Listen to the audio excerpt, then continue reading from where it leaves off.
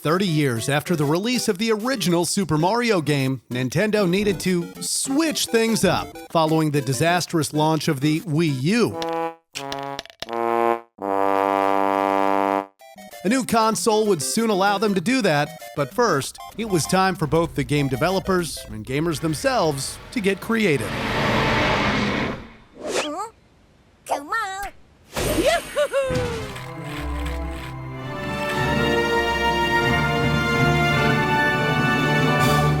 This is the evolution of Super Mario, Part 5. On September the 11th, 2015, a game was released that helped to boost monthly sales of the ill-fated Wii U by 110%. Offering gamers the chance to create their own Super Mario courses, the game was, of course, Super Mario Maker. Introducing Super Mario Maker. Using the Wii U gamepad, players could place Goombas, blocks, pipes, and all kinds of environmental pieces to create a variety of fun, challenging, and, more often than not, frustrating levels. While making their custom level, players could jump in to test it at any time and replay their movements to better visualize it and fix any mistakes. The style of the game can be changed from the original Super Mario Bros. Look to that of Super Mario Bros. 3, Super Mario World, or the new Super Mario Bros. U. As well as playing your own levels, you can upload them for other users to enjoy, or you can download theirs and see if you can record a high score. In addition to familiar pieces, there's a new power-up called the Weird Mushroom, which appears to be a slimmer version of the Super Mushroom. It makes Mario thin and allows him to jump higher than usual. There are different game modes to try out, such as the 10 Mario Challenge, in which a player must beat 8 stages with only 10 lives, or the 100 Mario Challenge, which features 16 stages on harder difficulties or 6 randomly selected online stages if you play on Super Expert. There are a total of 68 sample courses across 17 in-game worlds, some of which were made by third-party developers, including Michel Ancel, who created Rayman. With a practically endless library of player-made stages, there is lots of variety and fun to be had.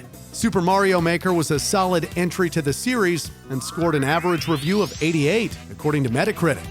Justin Haywald of GameSpot summed it up nicely by saying, "The game won't necessarily turn you into the next Shigeru Miyamoto, but you can almost feel a little bit of that magic rubbing off every time you upload a new creation." On December 2nd, 2016, a version of Super Mario Maker was released for the Nintendo 3DS.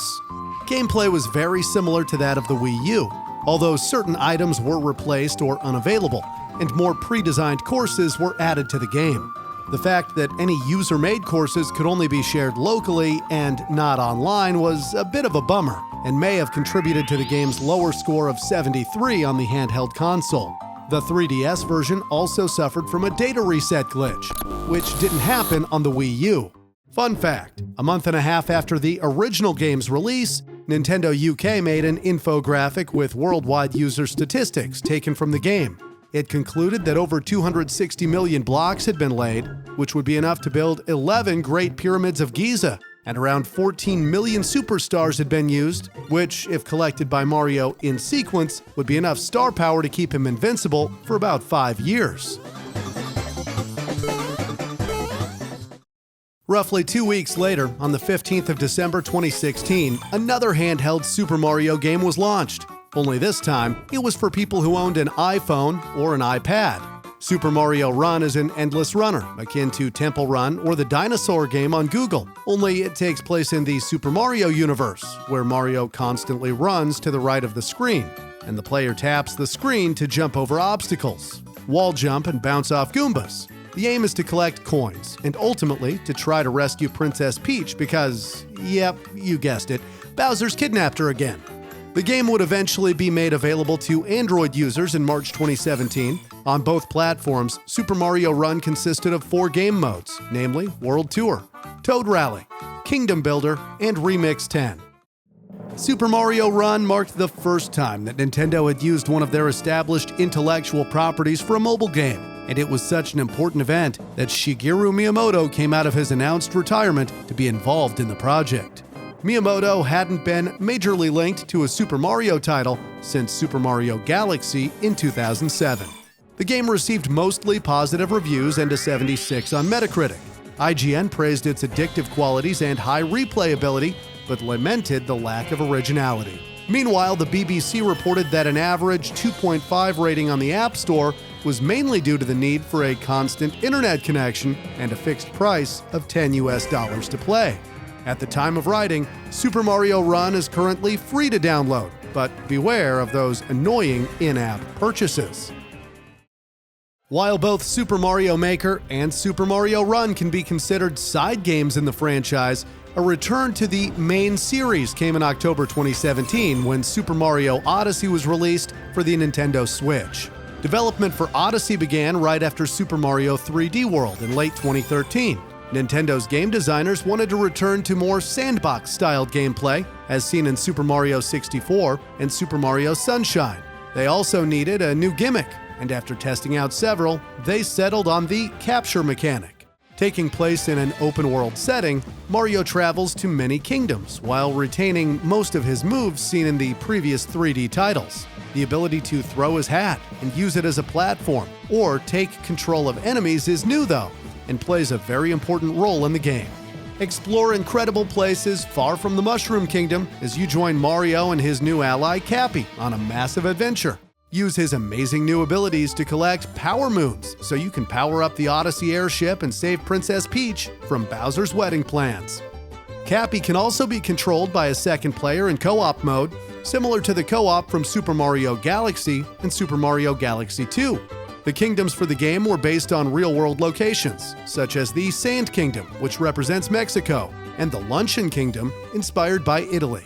Super Mario Odyssey was adored by critics, receiving universal acclaim and an almost perfect 97 score on Metacritic. At the time, it was the third highest-rated game on the review site ever. Odyssey picked up plenty of awards, including a sweep of the 2017 Game Critics Awards, where it won Best Action Adventure Game, Best Console Game, and Best of Show. Andrew Webster of The Verge commented that the structure of the game lent itself well to the portable nature of the Switch, while gaming magazine Edge praised the inventiveness of Nintendo's new ideas and the risks they had taken to deviate from what had become the norm. Super Mario Odyssey became a massive commercial success, with over 25.1 million copies sold by the end of 2022. Fun fact, shortly after the game's release, some intellectual gamers started to draw comparisons between Super Mario Odyssey and Homer's Odyssey, the famous Greek epic from 2,800 years ago. Despite there being no obvious reference to the Greek poem in-game, aside from the name Odyssey being used for Mario's ship, some people point out striking similarities, such as the following. Both stories start in the middle of a battle. Both protagonists travel by ship and face various challenges along their journeys. Both protagonists are trying to get to their final destination to stop a wedding from happening. It sounds like a pretty convincing theory to me. Nintendo Switch owners were in for another treat in June 2019 when a sequel to Super Mario Maker was released for the console. With Super Mario Maker 2, gamers could jump right into a single-player story mode and play built-in courses to rebuild Princess Peach's castle. Or they could make their own courses, either alone or with friends, and could share those courses online. In addition to the story mode, new features and level assets were introduced based on Super Mario 3D World. The game still functions the same way as its predecessor, but there are new enemies, items, and new terrain for creative minds to enjoy. Funnily enough, having slopes in the game was one of the main requests from those who played the first Super Mario Maker. So much so that the internal project name for the sequel at Nintendo was Slopes. Just like its predecessor, the Super Mario Maker 2 was met with glowingly positive reviews. The game scored a very respectable 88 and became one of the best-selling games on the Nintendo Switch after selling more than 7.9 million copies. There were a few annoyances, such as frequent online lag, which dropped GameSpot's review score to an 8 out of 10. But mostly there was praise for the game's user interface, course editing tools, and music. Super Mario Maker 2 picked up Family Game of the Year at the 23rd Annual DICE Awards. Fans with a sense of super nostalgia were likely delighted on September 18, 2020, when Super Mario 3D All-Stars came out for the Nintendo Switch. Released in celebration of Super Mario's 35th anniversary, it's a collection of 3 classic 3D games that also serves as a fantastic introduction to younger players who might be new to the franchise. All-Stars would allow them to jump into the paintings in Super Mario 64, clean up paint-like goop in Super Mario Sunshine, and fly from planet to planet in Super Mario Galaxy, all as part of the same epic collection. All of the games received high-definition upgrades, and improvements were made for a smoother experience. Controls were adapted specifically for the Switch, and a new mode allowed players to listen to whole soundtracks of all 3 games, whether the console was turned on or off. These improvements were enough to earn All-Stars an average review score of 82 on Metacritic.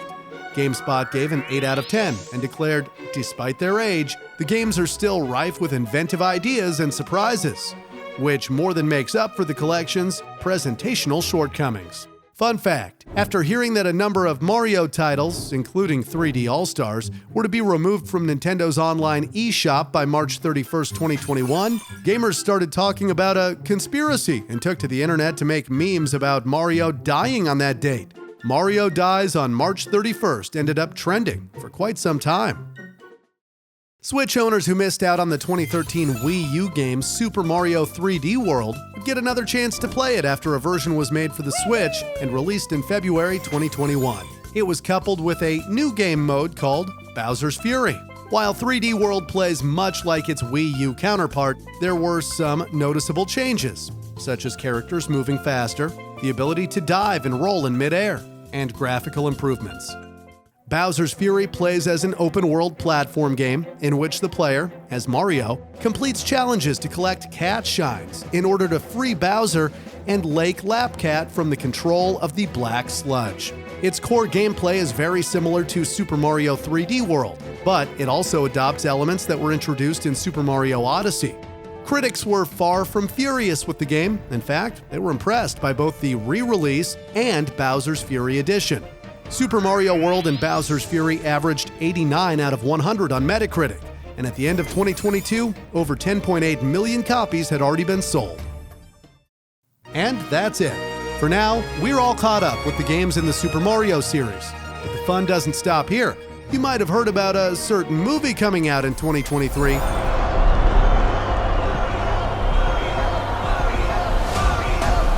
Plus, there are plenty of other ways Super Mario fans can get their fix. Join me for one more special episode in the evolution of Mario. Click the video on screen to watch the final episode, and as always, thanks for watching.